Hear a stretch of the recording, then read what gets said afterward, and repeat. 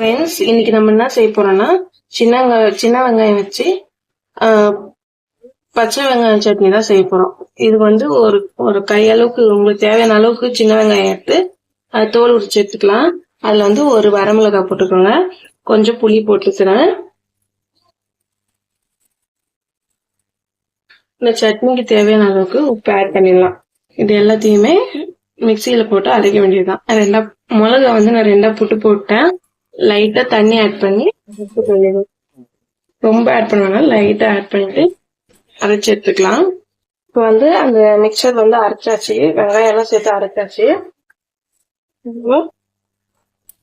பற்ற வச்சு தாளிக்கு கொடுத்துக்க வேண்டியதான். கடாய் வச்சாச்சு, கடாய் சூடாகட்டும். இப்போ சட்டி கஞ்சதுக்கு அப்புறம் நான் எண்ணெய் சேர்த்திருக்கேன். எண்ணெய் நல்லா சூடாச்சு, கடுகு கொடுக்கலாம்.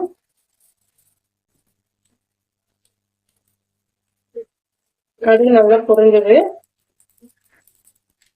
கடுகு பொரிஞ்சதுக்கு அப்புறமா நம்ம வந்து இந்த சின்ன வெங்காயம் அரைச்சிட்டு இருக்கோம்ல, இதை ஆட் பண்ணிக்க வேண்டியதான்.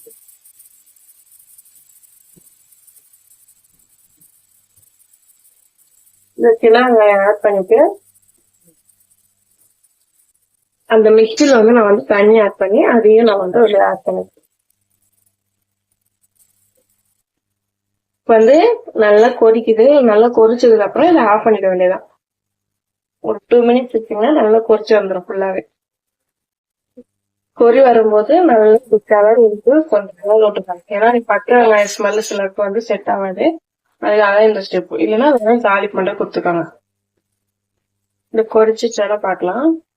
இப்ப பாத்தீங்கன்னா நல்லா கொதி வந்துச்சு, அவ்வளவுதான். இதை ஆஃப் பண்ணிக்க வேண்டியதான்.